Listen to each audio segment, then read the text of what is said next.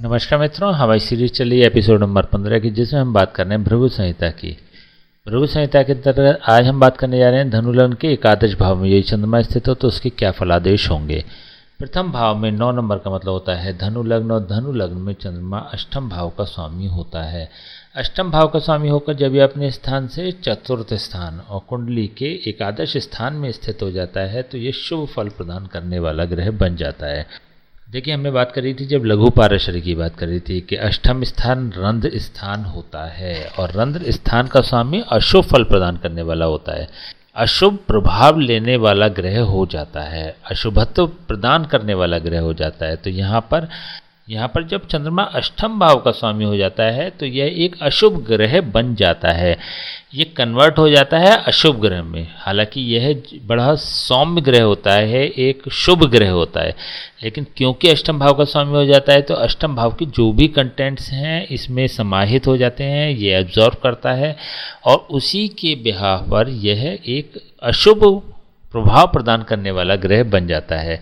और हमने एक और सिद्धांत की बात करी थी कि 11th हाउस में कोई भी क्रूर ग्रह अथवा पापी ग्रह अथवा अशुभ ग्रह नेगेटिव प्रभाव नहीं देता, यह एक नियम होता है। जैसे हमने सूर्य के एपिसोड में बात करी थी, जब भी हमने चर्चा करी तो उसमें बताया कि सूर्य एकादश भाव में अत्यंत शुभ प्रभाव देने वाला ग्रह बन जाता है। बेसिकली सूर्य एक क्रूर ग्रह होता है, लेकिन क्योंकि जब अष्टम भाव का स्वामी होकर भी सूर्य जब 11th हाउस में बैठता है तो यह शुभ फल प्रदान करने वाला बन जाता है। इसी प्रकार से चंद्रमा क्योंकि अष्टम भाव का स्वामी हो जाता है तब यह अशुभ हो जाता है और 11th हाउस में बैठकर शुभ फल प्रदान करने वाला ग्रह बन जाता है।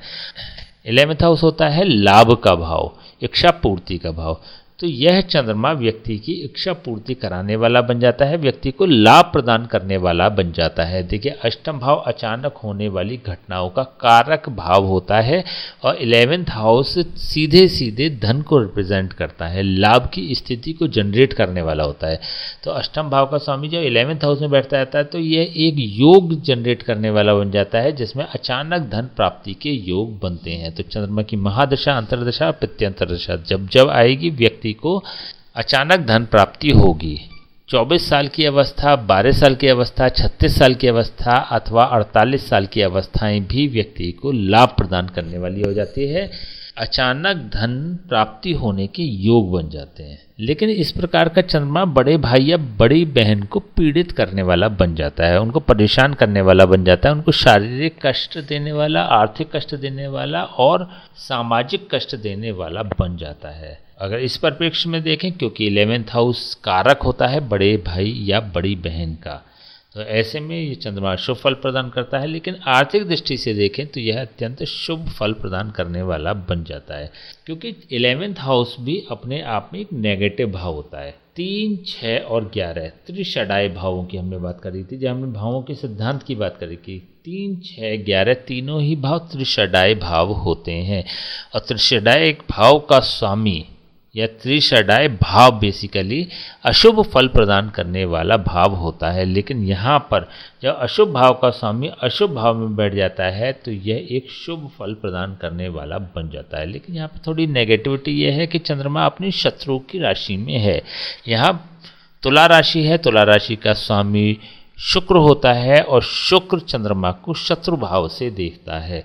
तो इस परिप्रेक्ष्य में देखें तो चंद्रमा विशेष रूप से अशुभ होने के साथ एक पापी ग्रह भी बन जाता है। ऐसे में जब इसकी दृष्टि पंचम भाव पर पड़ती है तो ये संतान पक्ष को कमजोर करने वाला बन जाता है।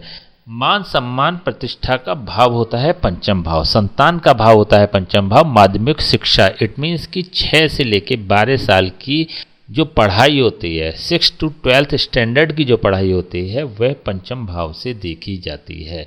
तो चाहे मान प्रतिष्ठा की बात करें, संतान पक्ष की बात करें या पढ़ाई की बात करें, कहीं ना कहीं व्यक्ति का ब्रेकडाउन होता है, पढ़ाई छूटती है बीच में या व्यक्ति फेल हो जाता है, ऐसी संभावना रहती है। दूसरी स्थिति अपनी संतान से थोड़ा संतुष्ट सा रहता है अथवा संतान उससे दूर रह के पढ़ती है या दूर रह के जॉब करती है, तो कहीं ना कहीं संतान सुख ऐसे व्यक्तियों को प्राप्त नहीं हो पाता।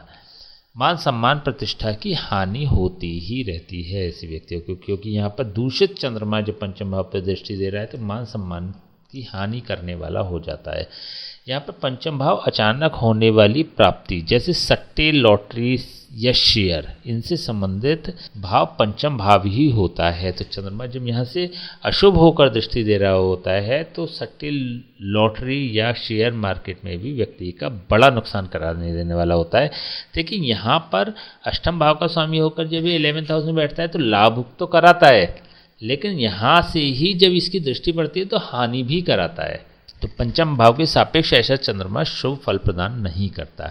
चंद्रमा होता है चतुर्थ भाव का कारक। चतुर्थ भाव का कारक होकर जब ये अपने स्थान से अष्टम स्थान पर स्थित होता है तो सांसारिक भोगों की उपलब्धता की परिप्रेक्ष्य में यदि देखते हैं तो यह अशुभ फल प्रदान करने वाला बन जाता है। सांसारिक भोगों की उपलब्धता व्यक्ति को प्राप्त नहीं होती अथवा प्राप्त होने में बड़े संघर्ष करने पड़ते हैं। विशेष रूप से 24 साल की अवस्था तक तो चंद्रमा की पूर्ण आयु होती है। 24वें साल की अवस्था तक व्यक्ति को विशेष संघर्ष करना पड़ता है। उसके बाद ये सारी चीज़ें व्यक्ति को उपलब्ध हो सकती हैं या हो जाती हैं। देखिए, डिपेंड करता है होगी नहीं होगी, क्या पोजीशन होगी, और भी जो सिम्टम्स हैं, जो कंडीशंस हैं कुंडली के, उसके आधार पर हम देखेंगे। लेकिन एट ए ग्लांस यदि देखें तो चंद्रमा इसको प्राप्त कराने में व्यक्ति को परेशान करता है। चलिए हम इसको उपाय की बात कर लेते हैं। चंद्रमा 11th हाउस में एक शुभ स्थिति जनरेट करने वाला होता है क्योंकि यह अष्टम भाव का स्वामी होता है। तो ऐसे में किसी ब्राह्मण से इसके जाप और हवन समय समय पर कराते रहें, पहला उपाय। और दूसरा उपाय ये हो सकता है कि किसी ब्राह्मण से समय समय पर 5 सफ़ेद चीज़ों से रुद्राभिषेक भगवान शिव का कराएं। तो ये भी एक उपाय हो सकता है। देखिए, चंद्रमा का उपाय कोई भी खुद नहीं करना है क्योंकि अष्टम भाव का स्वामी हो रहा है ये चंद्रमा। तो कहीं ना कहीं आप यदि उपाय करते हैं चंद्रमा से संबंधित तो आप अष्टम भाव को भी एक्टिवेट कर लेंगे। अष्टम भाव मृत्यु भाव होता है। हमने बात करी थी लघु पाठशाला में कि अष्टम भाव मृत्यु भाव और तृतीय भाव भी मृत्यु भाव होता है क्योंकि यह अष्टम का अष्टम भाव होता है।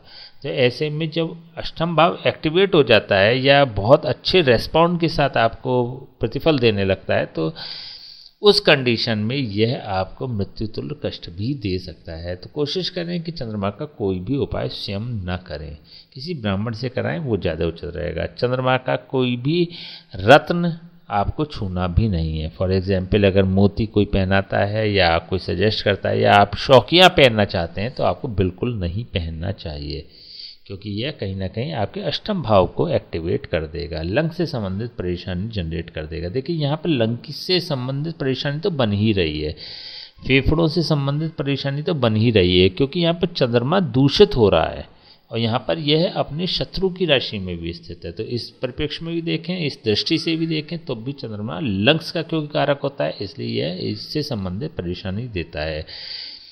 रक्त से संबंधित व्यक्ति को परेशानी हो सकती है, रक्त के इन्फेक्शन हो सकते हैं, जैसे फॉर एग्जांपल इचिंग की समस्या, खुजली की समस्या हो जाना, ये चंद्रमा का जो इन्फेक्शन होता है उसके कारण होता है।